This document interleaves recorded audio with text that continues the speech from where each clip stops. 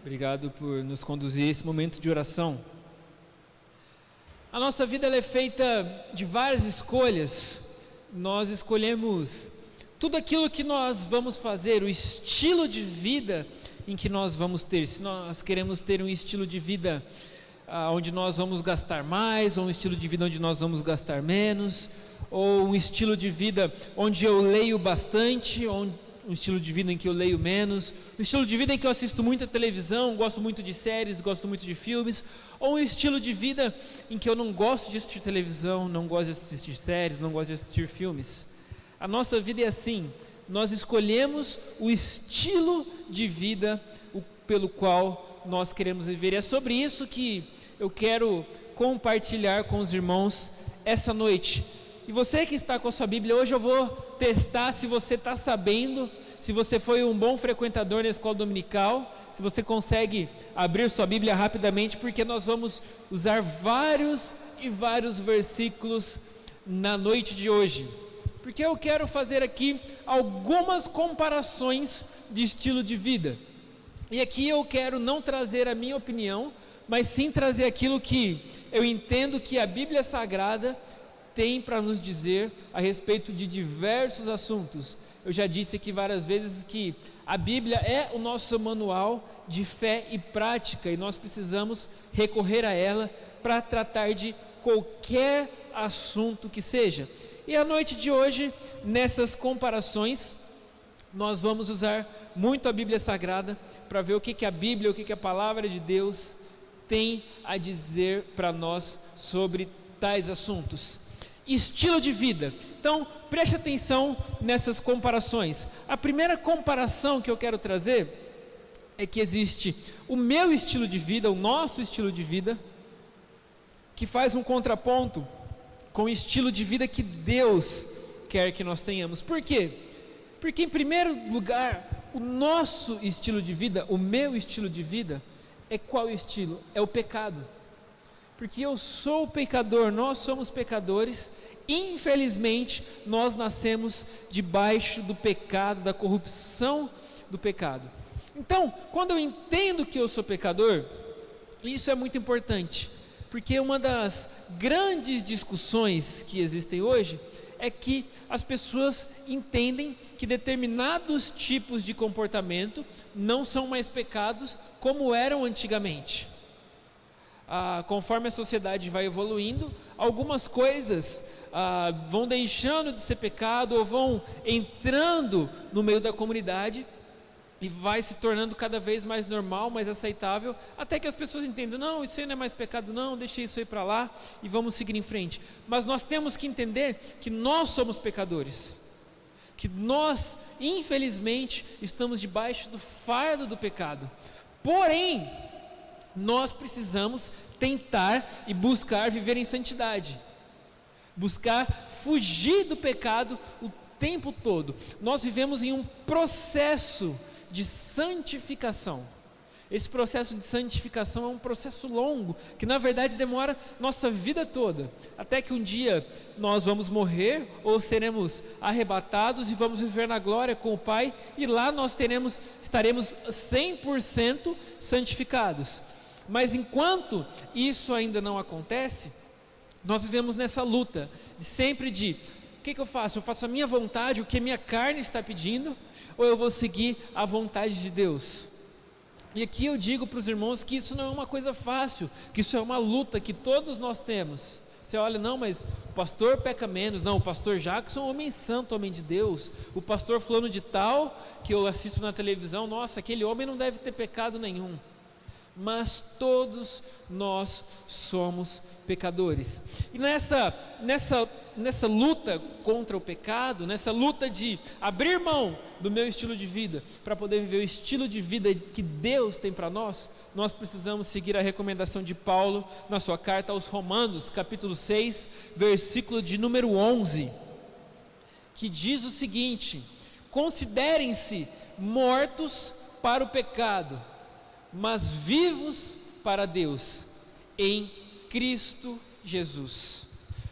Considerar-se morto para o pecado é fugir do pecado, é abandonar a velha vida que um dia nós vivemos.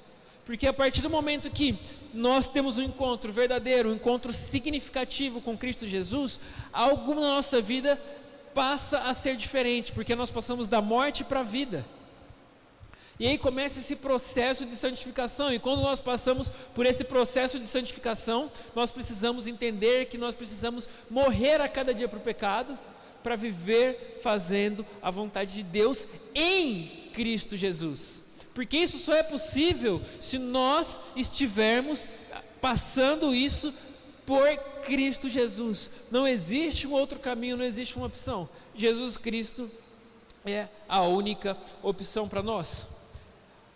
A segunda comparação que eu quero trazer para nós essa noite é sobre o que o mundo diz e o que a Bíblia diz. Hoje nós vivemos em uma sociedade pós-moderna, em uma sociedade onde nós somos bombardeados com informações o tempo inteiro, muitas informações chegando até nós o tempo inteiro, e muitas vezes nós não damos conta de absorver tantas informações. Eu li um estudo há um tempo atrás que diz o seguinte, que hoje, em um dia, simplesmente um dia, nós recebemos a mesma quantidade de informações que nós recebíamos durante a nossa vida inteira durante o século XIV. Celular, televisão, jornal, notebook, computador, Netflix, o tempo inteiro nós somos bombardeados com informações. E o mundo quer encher nossa cabeça de informações, mas aí nós temos que lembrar que a Bíblia diz que o mundo jaz no maligno. 1 João 5,19 diz o seguinte: sabemos que somos de Deus e que o mundo todo está sob o poder do maligno. Mais uma vez, 1 João 5,19, sabemos que somos de Deus e que o mundo todo está sob o poder do maligno. Então nós vamos ser constantemente bombardeados com as coisas que o mundo diz para nós, e o mundo realmente, ele tenta nos iludir, ele tenta trazer coisas que nos atraem, e nós como filhos de Deus precisamos entender isso, que a tentação e que o pecado está sempre chamando a nossa atenção. E se nós não tivermos a consciência de que o mundo jaz no maligno, nós vamos ser enganados, e vamos cair na tentação, e vamos viver na vida de pecado. Mas enquanto o mundo jaz no maligno, como João diz na sua carta, na sua primeira carta, por outro lado, Romanos 12:2, esse versículo todos nós precisamos saber de cor. Romanos 12:2 nos diz o seguinte: não se amoldem ao padrão deste mundo, mas transformem-se pela renovação da vossa mente, para que vocês sejam capazes de experimentar qual é a boa, perfeita e agradável vontade de Deus. Se o mundo jaz no maligno, o que eu preciso fazer? Não viver de acordo com esse mundo, não se amoldar ao padrão deste mundo, não tomar a forma deste mundo. Como eu disse agora, nós vemos na pós-modernidade, alguns chamam essa era de a sociedade líquida ou a modernidade líquida. Por quê? Porque o líquido, ele se adapta de acordo com o recipiente onde ele está inserido. E se nós estamos inseridos no mundo, nós vamos tomar a forma do mundo, certo? Não. A Bíblia nos diz, Paulo nos diz na sua carta aos Romanos, não se amoldem, não tomem a forma deste mundo, não se conforme com este século, mas antes, através da renovação da vossa mente, da nossa mente, nós precisamos ser capazes de experimentar o quê? Qual é a boa, perfeita e agradável vontade de Deus. O que o mundo diz para nós? Faça o que você quiser. Esse é o discurso das pessoas de hoje. Faça o que você quer. Aquilo que veio na sua mente, aquilo que deu vontade, você faz. Isso que é importante, segue seu coração. Faz o que você quiser. Mas a Bíblia não diz para nós, faça o que você quiser. A Bíblia nos diz, faça o que convém. Mais uma vez o apóstolo Paulo dizendo, na sua primeira carta aos Coríntios, capítulo 6, versículo 12, tudo é permitido, mas nem tudo me convém. Tudo é permitido, mas eu não vou deixar que nada me domine. O mundo está dizendo, faz o que você quiser. Mas a Bíblia está dizendo, tudo é permitido, mas não é tudo que eu tenho que fazer. Não é tudo que me convém fazer. E nós vivemos nesta constante luta. E lembrando mais uma vez que essa luta é uma luta nossa, mas se nós decidirmos lutar essa luta sozinho, nós não vamos chegar em lugar nenhum. Nós não vamos chegar em lugar nenhum. Porque essa luta nós precisamos entregar nas mãos de Jesus Cristo. Pois Ele é capaz de nos ajudar, somente Ele é capaz de nos dar forças para enfrentarmos essas lutas. Terceiro aspecto que eu quero trabalhar essa noite de contradição é o individualismo contra o coletivismo. O mundo de hoje nos ensina a ser individualistas. O que importa é o meu ego, é eu me sentir bem. Nós somos da geração selfie, que você pega o celular e você tira uma foto de você mesmo e você fica se admirando ali naquela foto. Porque o meu celular tem uma câmera que é voltada para mim mesmo. Porque eu me olho, eu sou importante. Individualismo. Eu preciso crescer, eu preciso conquistar, eu preciso ganhar. E infelizmente isso está dentro das nossas igrejas. Quantas músicas hoje nós cantamos que fala do eu? Eu quero Jesus, eu preciso de Jesus, eu posso Jesus, eu amo Jesus, tudo eu. Quando o reino de Deus, na verdade, nos ensina que o importante é o próximo. Quando o reino de Deus nos ensina que o importante é o coletivo. Aliás, não dá para ser igreja sozinho. Quem consegue ser igreja sozinho? Não existe igreja de uma pessoa só. Eu ouço o discurso, não, eu não preciso ir à igreja, porque eu sirvo a Deus na minha casa sozinho. Não, você pode servir a Deus na sua casa sozinho, mas isso não é ser igreja. Igreja é uma comunidade de pessoas que se ajudam, que olham umas pelas outras, que oram umas pelas outras, que uma dão suporte à outra, quando uma cai, a outra ajuda a levantar. E isso é ser igreja, é coletivo, não é individual. Não existe igreja individual. Enquanto o mundo diz, eu posso, eu preciso, eu conquisto, eu quero, o que importa sou eu, a Bíblia nos diz, ame ao seu próximo como a ti mesmo. A Bíblia nos diz em João 3,30 que importa que ele cresça e eu diminua. É o oposto. Por isso que ser cristão é andar na contramão do mundo. Sabe quando parece que você está remando contra a maré? Quando todo mundo está indo para um lado e você está indo para o outro? Isso é ser cristão. Porque nós ouvimos um discurso, somos bombardeados com esse discurso, de que o que importa sou eu, a minha felicidade, a minha alegria.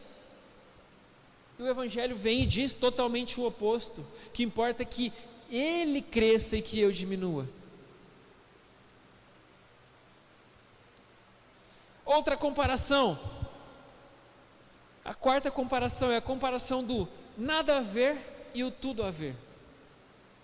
Hoje nós vivemos uma sociedade onde pode tudo, onde não existem mais conceitos de verdades absolutas. O que é uma verdade absoluta?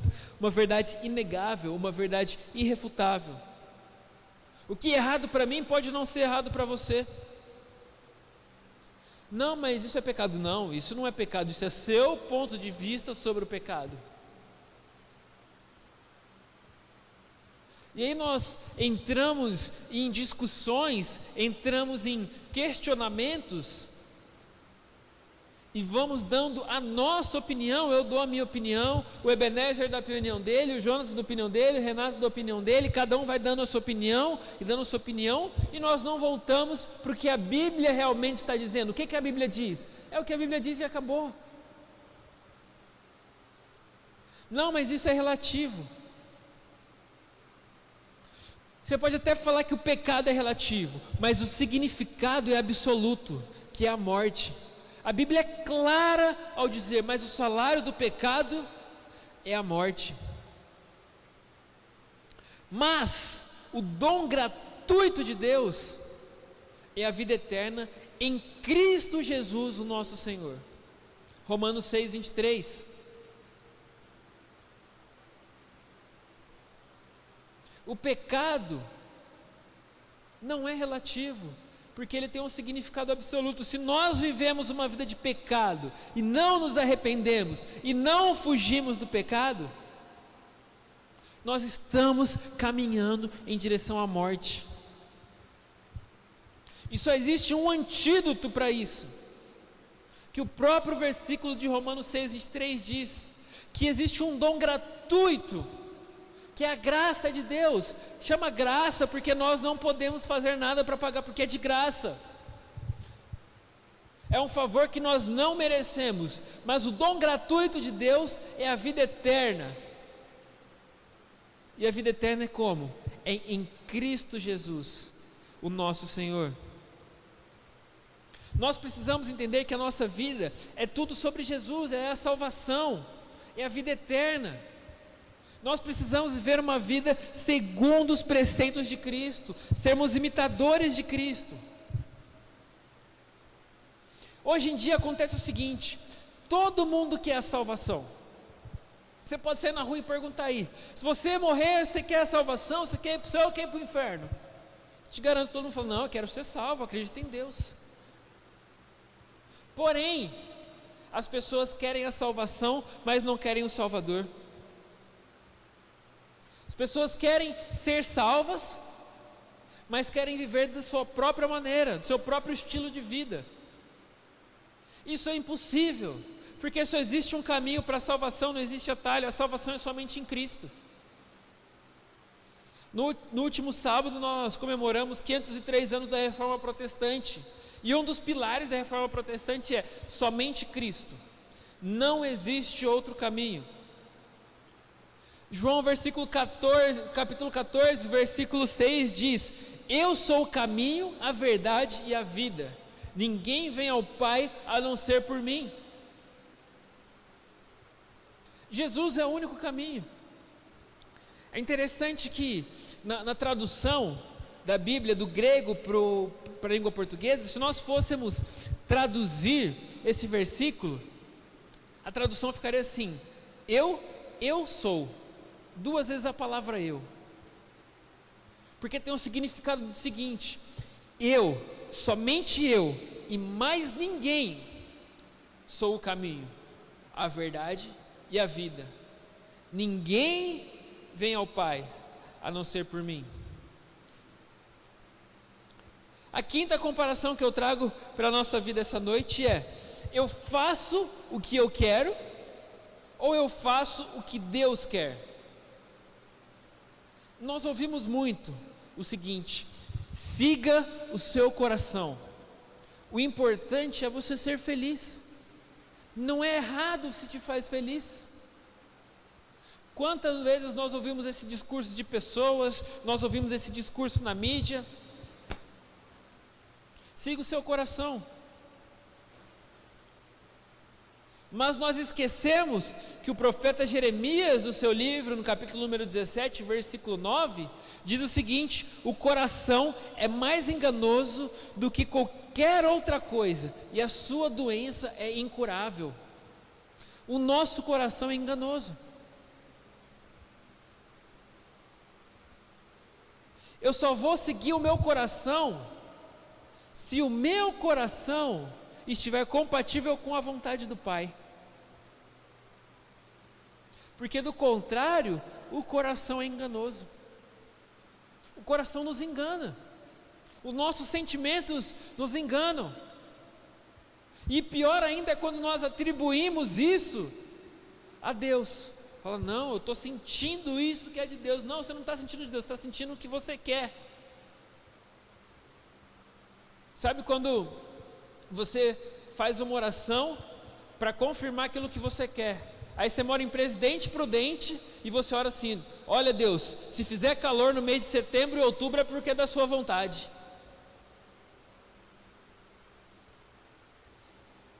Todo mês de setembro e outubro ninguém consegue sobreviver na cidade de Presidente Prudente com o calor que faz. O coração do homem é enganoso. Não é eu faço o que eu quero, eu faço o que Deus quer. E a palavra de Deus nos diz em Provérbios 4, 23: acima de tudo, guarde o seu coração, pois dele depende toda a sua vida. Guarde o seu coração, coloque ele nas mãos de Deus. Não faça aquilo que você quer, mas faça aquilo que Deus colocar no seu coração, mesmo que isso seja totalmente contra a sua vontade. Profeta Jonas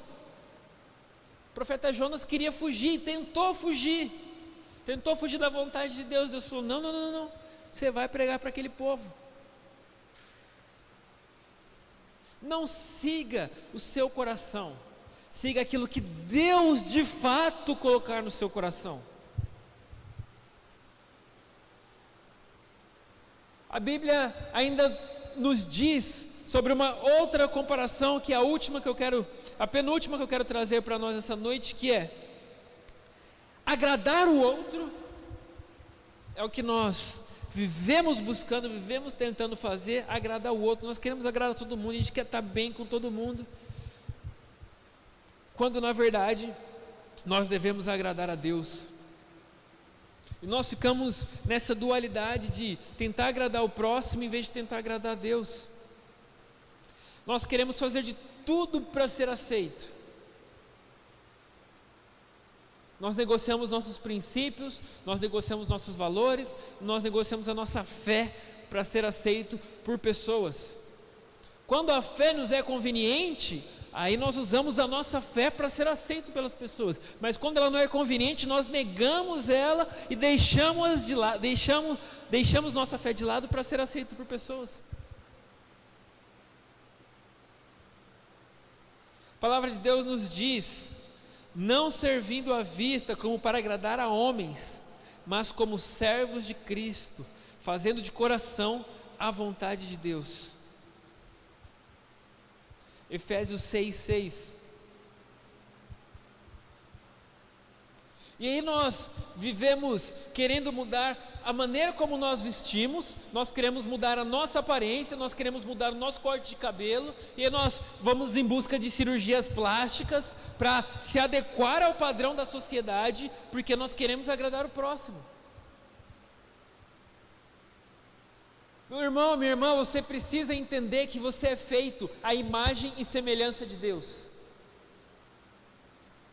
Você precisa sim se cuidar, você precisa sim cuidar da sua saúde, mas você precisa fazer isso entendendo que o seu corpo é templo do Espírito Santo.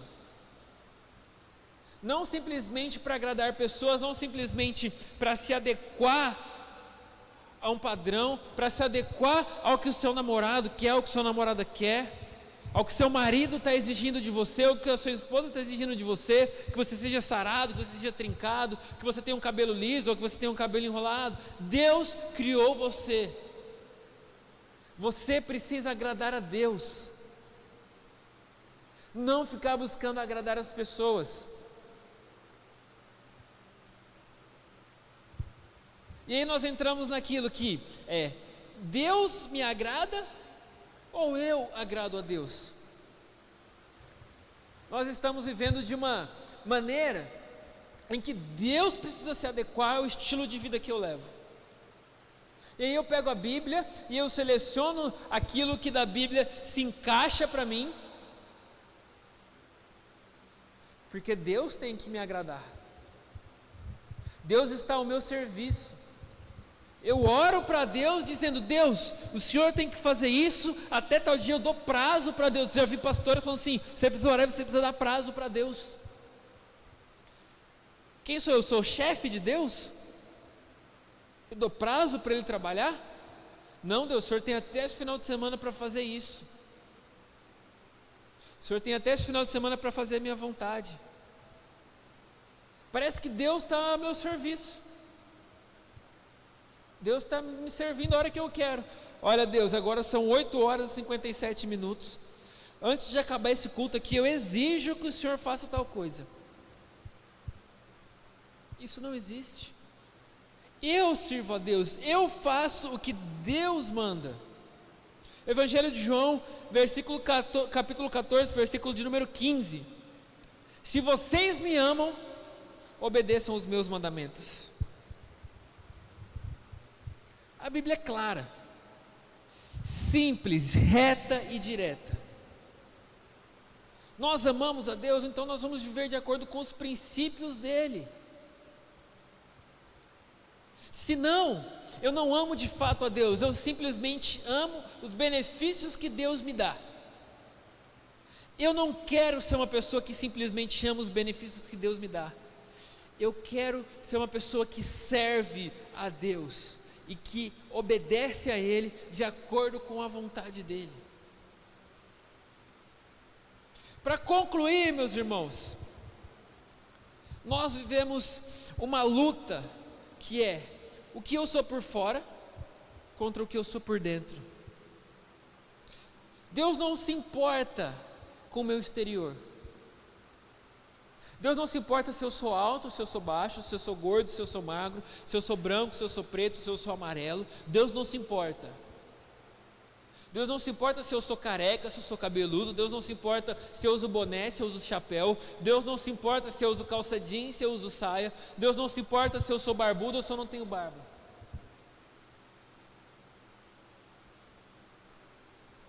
A história de Davi, quando Davi vai ser ungido como rei, lá em 1 Samuel, capítulo 16, versículo 7, a palavra nos diz assim: o Senhor não vê como o homem vê a aparência, mas o Senhor vê o coração. O que Deus enxerga quando Deus olha o seu coração? Quando Deus sonda o seu coração, quando Deus sonda a sua mente, quando Deus sonda os seus pensamentos? Nós não podemos viver de aparência. Nós precisamos viver o Evangelho de verdade. O Evangelho de verdade não é de fora para dentro, é de dentro para fora. O Evangelho verdadeiro vem no meu coração e irradia para as pessoas que estão próximas a mim. Porque eu vou tratar essas pessoas bem, eu vou tratar essas pessoas com carinho. A minha casa eu vou tratar bem, vou tratar com carinho meus filhos, meus pais, esposa, marido. Porque quando Deus olhar para o meu coração, Ele vai ver que apesar da podridão do pecado que existe em mim, eu vivo buscando o arrependimento e vivo buscando ter um estilo de vida de acordo com o Pai, de acordo com Jesus Cristo, de acordo com a Escritura Sagrada. Eu preciso viver de acordo com o Evangelho, eu preciso viver de acordo com a vontade de Jesus Cristo. Esse deve ser o nosso estilo de vida. Que a igreja do Vale do Sol, que a igreja de Presidente Bernardes, que a igreja de Dracena seja conhecida como igrejas que vivem o estilo de vida de Jesus Cristo. Que quando as pessoas falarem: nossa, sabe aquela igreja lá no Vale do Sol, aquela igreja lá atrás do Mercado Atacadão? Aquela igreja é uma igreja onde as pessoas vivem de acordo com Jesus Cristo. Vamos fechar nossos olhos, vamos abaixar nossa cabeça, vamos orar, clamando a Deus, pedindo a Deus que nós possamos viver um estilo de vida de acordo com a vontade dEle. Senhor, nosso Deus, nosso Pai, nós clamamos a Tua presença mais uma vez essa noite, Senhor. Obrigado, Pai, pela Tua palavra que é revelada para nós. Obrigado porque o Senhor fala aos nossos corações, Pai. E eu acredito, Pai, que hoje é uma noite de transformação, hoje é uma noite de decisão. onde muitos aqui, Pai, muitos que nos assistem, muitos que estão aqui, entenderam a sua mensagem, entenderam a tua palavra, e vão buscar cada dia mais viver de acordo com a tua vontade, não viver uma vida de aparência. Nós queremos abandonar o nosso estilo de vida, Pai, para que o estilo de vida do Senhor seja marcante em nós, seja marcante em nossos corações, Pai. Que as pessoas possam olhar para nós e enxergar o teu amor, não para que nós sejamos vangloriados, mas para que o Senhor, para que o seu nome seja glorificado através de nós, cada dia mais e mais. Nós te louvamos e te agradecemos, em nome de Jesus, amém, amém. Pastor Jackson, presbítero Ebenezer, muito bem, presbítero Ebenezer vai encerrar aqui para nós, orar pelos pedidos de oração, e vai nos impetrar a bênção também. Que Deus abençoe cada um dos nossos irmãos.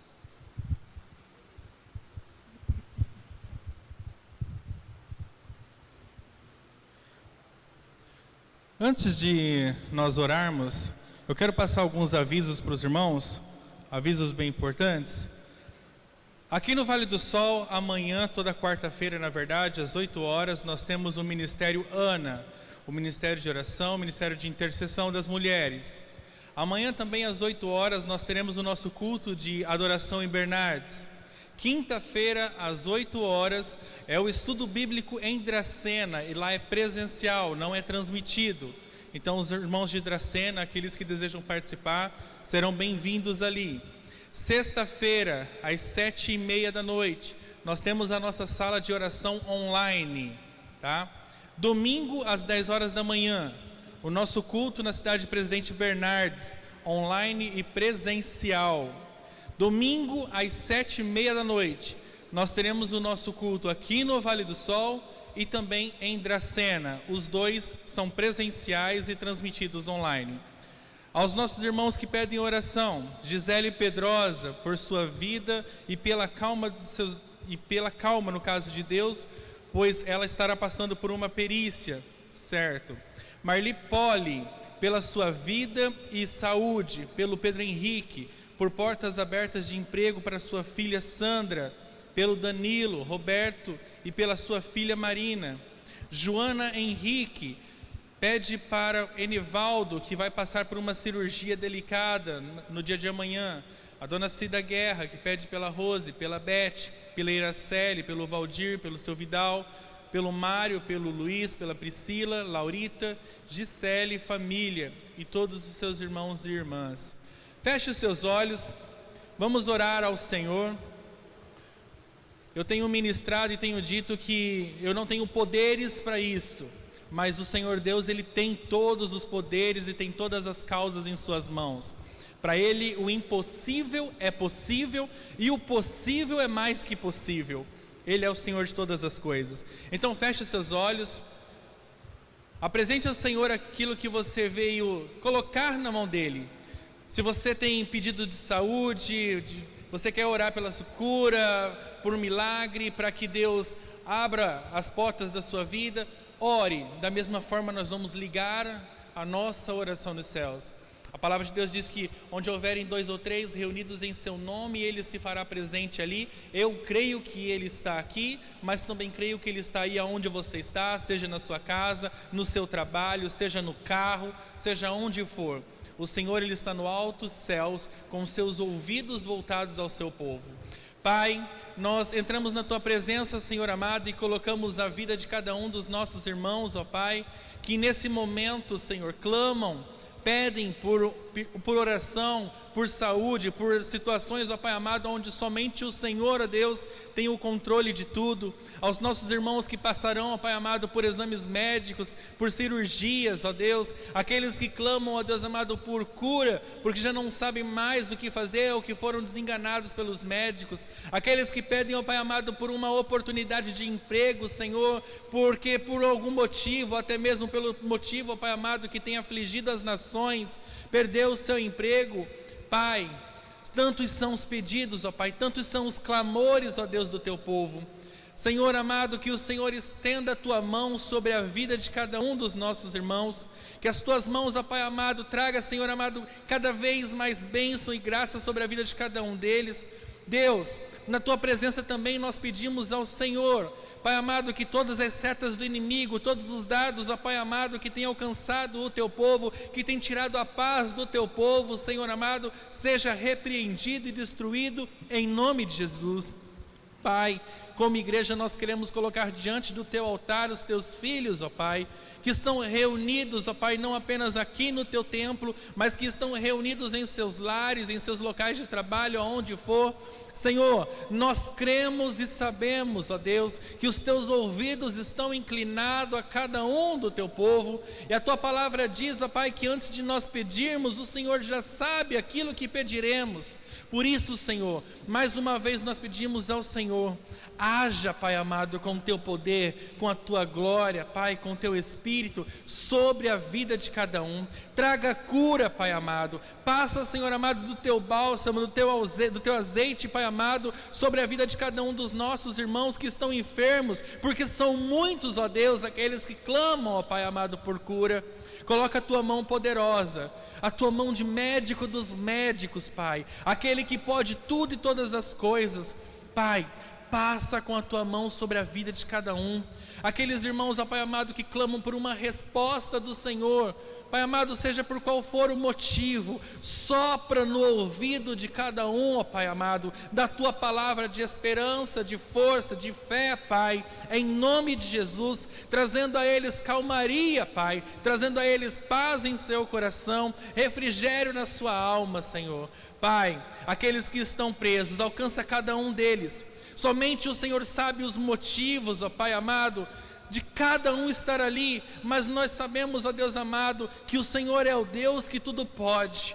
Por isso analisa, Pai amado, a vida de cada um, ó Pai, e conceda, Pai amado, a eles, ó Deus amado, o tempo que for preciso, mas que eles conheçam ao Senhor, ó Pai amado, que sintam o Senhor e que vejam a Tua presença, o Teu Espírito na vida deles, ó Pai. Alcança, Senhor amado, cada um dos seus familiares, porque nós sabemos que as lutas também são muitas, ó Pai. Conforte e fortaleça cada um deles em todo o tempo. Deus, como igreja nós clamamos ao Senhor em todo o tempo, seja o dono de tudo e de todas as coisas, que as nossas vidas estejam na Tua mão em todo o tempo, e que em todo o tempo nós possamos olhar para Ti, como o Senhor, ó Pai amado, da nossa vida, o Senhor do nosso coração, o Senhor da nossa alma e da nossa mente. Pai, coloca na nossa mente e no coração, cada dia mais, o desejo, ó Pai amado, de Te buscar, porque a Tua palavra diz que buscar-me-eis e me achareis, quando me buscardes de todo o coração, e é isso que nós queremos fazer em todo o tempo, buscar ao Senhor, ó Pai amado, de todo o nosso coração, enquanto nós ainda temos tempo. Mostra para nós, Pai, o Teu poder, mostra para nós, ó Pai amado, a Tua glória, revele-se a nós cada dia mais e mais e mais uma vez, ó Pai. Nós pedimos ao Senhor, seja o centro da nossa vida, seja o centro da nossa adoração, seja, Senhor, a nossa paz, o nosso refúgio, a nossa fortaleza e a nossa segurança. Teu é o reino, Senhor, Teu é o poder e Tua é a glória, hoje, amanhã, em todo sempre, Pai. E que a graça e a paz do nosso Senhor, a consolação do Espírito Santo de Deus, esse Espírito poderoso que está conosco dia a dia, seja sobre a vida de cada um dos nossos irmãos, seja sobre a vida da igreja, aonde ela for, aonde ela estiver, que a presença do nosso Deus e do nosso Espírito Santo traga luz, traga paz, traga renovo, e que as misericórdias do Senhor e as bênçãos do Espírito sejam sobre cada um, em nome do Senhor Jesus. Amém, amém e amém. Vão em paz, Deus os abençoe, nos vemos amanhã em nome de Jesus. Boa semana.